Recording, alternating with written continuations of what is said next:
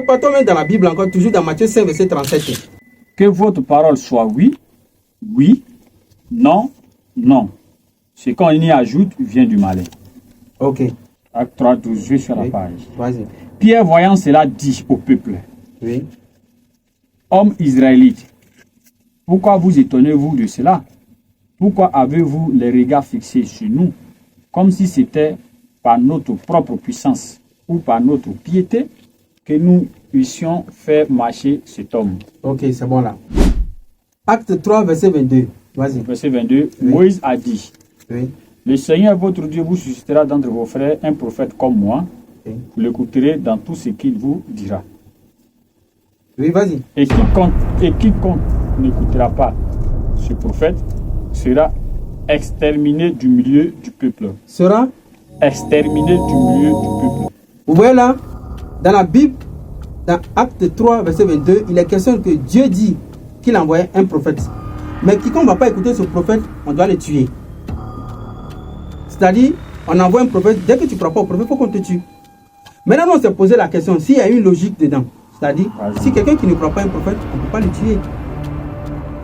Effectivement. Lisons maintenant Deutéronome 18, verset 18, pour voir réellement la source de ça. Deutéronome 18, 18. Oui. Je leur susciterai du milieu de leurs frères un prophète comme toi. Je mettrai mes paroles dans sa bouche et il leur dira tout ce que je lui commanderai. Oui. Si quelqu'un n'écoute pas mes paroles qu'il dira en mon nom, c'est moi qui lui en demanderai encore. Voilà. Ça, c'est juste. Là, on sait que ça, c'est la... C'est-à-dire, quelqu'un qui n'écoutera pas la parole de ce prophète, c'est à moi de demander des comptes. Mais de ne pas l'exterminer. Donc, dans Acte 3, verset 22, on nous montre que c'est un certain Pierre qui avait dit cela. Qu'il faut exterminer la personne qui ne va pas écouter ce prophète-là. Et il se réfère à Moïse. Donc, vous voyez, c'est comme ça que je vous ai donné Matthieu 5, verset 35, que tout ce qui s'ajoute à la parole de Dieu vient de Malin. Malin, c'est Satan. Donc, ça, c'est un ajout dans Actes des Apôtres. Juste pourquoi? Parce que les chrétiens se sont dit que Deutéronome 18, 18 parle de Jésus. Donc, l'écrivain, en fait l'écrivain, parce que Actes des Apôtres a été écrit par un certain Luc. Luc, on a vu dans Luc 1, verset 1, qui n'est même pas un croyant. Luc est un suiveur de Paul. Et Luc, c'est un païen.